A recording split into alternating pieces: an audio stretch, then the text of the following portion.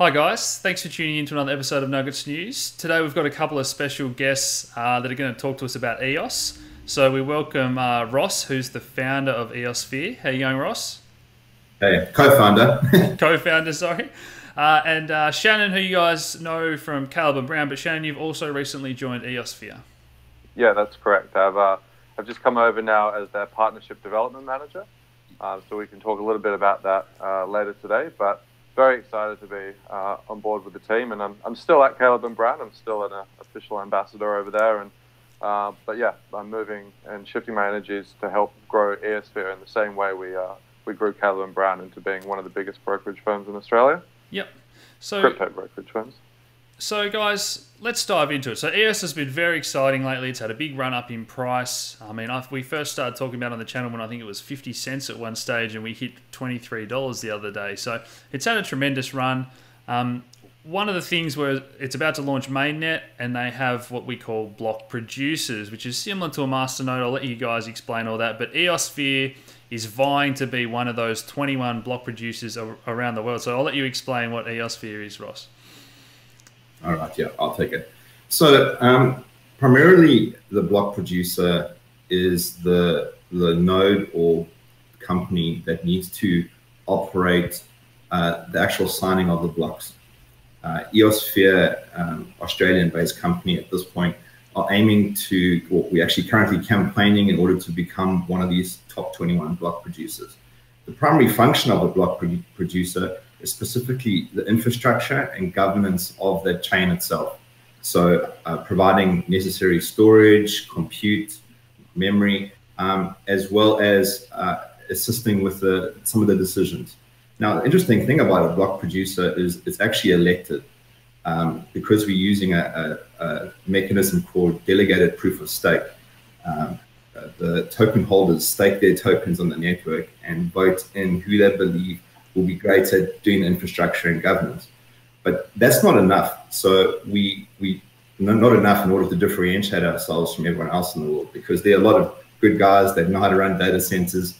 There are guys that are very aware of the technology and what kind of governance levers there are available. So we differentiate ourselves by creating what we call a positive feedback loop. Yeah. The rewards that we receive for signing blocks on the network, some of it will go to paying for operations and infrastructure, but the vast majority of that will go through to community initiatives, where we would actually funnel some of those funds, most of those funds, in order to grow the EOS ecosystem and help platform adoption. Now, I believe you guys have got a couple of exciting exclusive announcements for us in relation to EOS and Australia. So, Shannon, I'll hand it over to you. You're actually at the Blockchain Centre as we speak, and there's another announcement about RMIT. All right, thank you. Yeah, so we'll launch off with the Blockchain Centre, seeing as I'm here. We've just signed a memorandum of understanding to become their newest global sponsor, should we get elected in as a block producer. And we've also tiered up with them to create 3 new tiers. So basically, we're going to be creating 3 new courses. We'll continue the EOS 101 basics as a guide to let everyone know about EOSphere, and we'll run that regularly, probably once a month. And then on top of that, we're also going to be working closely with the Blockchain Centre to sponsor their business incubation course. So making EOS a leading platform for dApp developers and people that want to learn how to incubate their business onto the blockchain. Primarily, that's what EOS is designed for. It's an underlying protocol. So there will be really good synergy there. And then the third thing we're doing is we're looking to build a EOS developers course as well. So to actually teach people about coding in C++, WebAssembly, and then obviously the psychology around, or the technicals that they need to know around actually building a blockchain business as well, and coding for that. So putting that together with the global sponsorship should give us really, really good ability to expose the EOS to the Australian community and also to their international expansion as well. So I'm pretty excited about that. That's fantastic, yeah. Now, I'll let you keep going, yeah. No, it's okay. You can ask if you've got a question. So I was going to ask about that block reward. So the current numbers with, let's just call EOS around $15. Currently, that could lead to a block reward of around $30 million for those block producers. So you guys must be excited to what that could do for that community development as you're talking about. Ross, do you want to take this one? Yeah, let me take it, right. So I think it's important to know that the amount of rewards aren't split perfectly amongst the top 21 block producers. We all know that there, and I know that you'll be having another video on it, there's 5% inflation on the network, and of that inflation, 1% of that is going to go through to block producers. That 1% will be split amongst the 21, but it isn't equally split. Whoever's got the most amount of votes on that delegated proof of stake ladder will receive the most amount of rewards. But you're right. If it works out and we can see the value of EOS and adoption going up, we could have a considerable amount of funding that we would be able to funnel back into the community, and that is honestly our intention. So Block One are writing this software, and nothing is set in stone, as we were just talking about in the pre-interview. So do you see this playing out, or you hope for that that's a very even split, or do you see that as a negative if, say, 1 out of the 21 had the majority of the votes? Would that be a move towards centralization that you wouldn't like to see? You know, I'd like to think on the lines that the token holders are going to want to vote for the block producers that are going to give them the most safety and a surety that they are going to adequately run the blockchain. Yeah.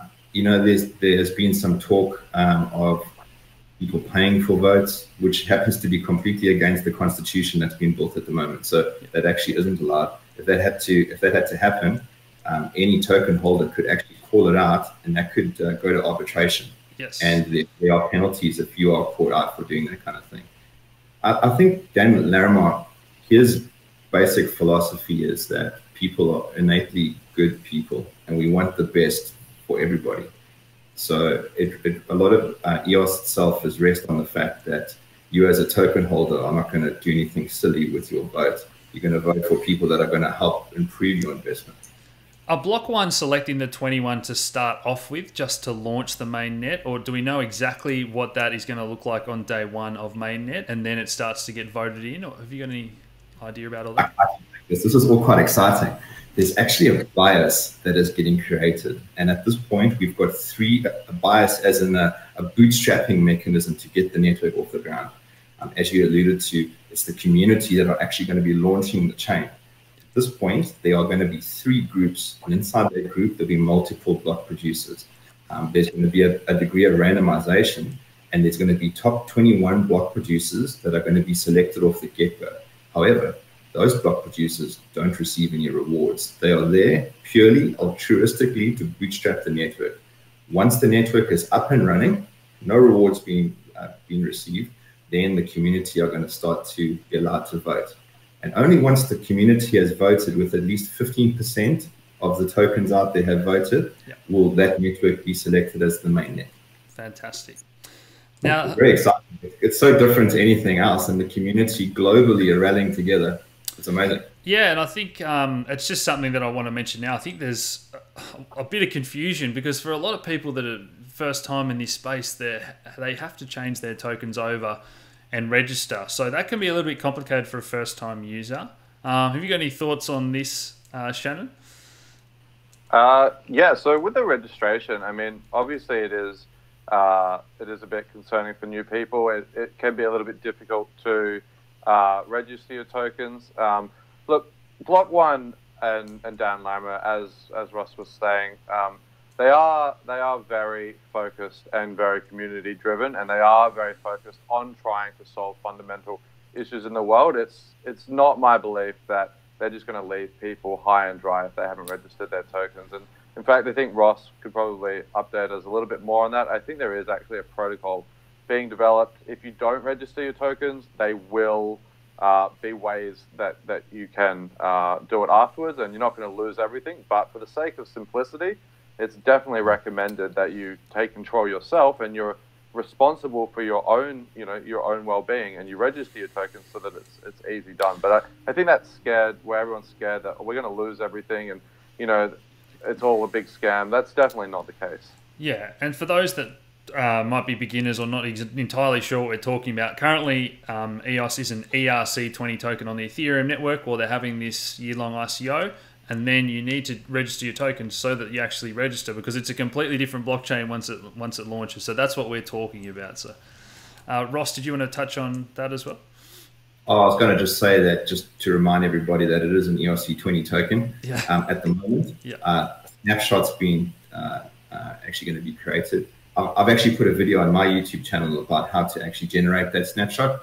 It essentially is just a CSV file, and that CSV file will be used to generate the Genesis block on the new blockchain. But the actual registration, it's not really that difficult. However, if you're unsure, it would be best to get some help from a few friends rather than some guy off on the internet. Ask your buddies who've done it. But there's some good guides, starting with just straight on the actual EOS.io website. They've got a built-in tool that you can use. For sure, guys. So just wrapping up, what's most exciting for you guys about EOS? I know there's talk about every project sort of getting funded from the war chest of Ethereum they're sitting on now, and maybe that airdrop and all that sort of thing. Is that what excites you guys most? Or can I take the lead on this one, Ross? There you go. To wrap up, the most exciting thing at the moment for EOSphere is actually the announcement that we haven't made yet. So before diving into what's the most exciting about EOS for us, and I think I'll put a few closing statements and let Ross give his own opinion on that as well. But let's make this announcement, because this is extremely exciting. So the announcement that we want to make is that EOSphere have officially signed a letter of understanding now with RMIT University here in Melbourne to create a research foundation and an incubator program for charities and an online developers course through RMIT Online. So this is the first kind of association here in Australia where a university has formally partnered to try and actively take part in someone that's running the network. So I guess similar to the way that universities got involved with starting the internet, this is a really cool collaboration. Obviously, EOSphere are going to be, if elected, be Australia's block producer running the network, and RMIT are going to have a research foundation which, using the block rewards, will study governance within blockchain and within society, and also how to develop on top of the network, obviously. And then they've got the incubator program for charities to help them port onto the blockchain and reduce their inefficiencies with currency and red tape and corruption and transparency. It's really, really exciting stuff at a university level. So, and I think, Ross, if you maybe could just expand real quick on the research and the governance, that's really quite a big deal here in Australia. It's very exciting. Research into crypto economics, modern day economics, voting, delegated proof of stake systems, the research that we funded specifically on the EOS side of things. And because EOS is the only blockchain that has got this governance layer to make it friendly to businesses and ultimately real world adoption, I think the research that comes out of it is going to be fundamental. But I can quickly tell you what my exciting thing about EOS is. Yeah. I'm really excited that I believe EOS is going to be the first blockchain that is going to deliver on all the promises that people have heard blockchain can do. It's got the ability to have governance, to scale, and user friendliness, and I think that's fundamental.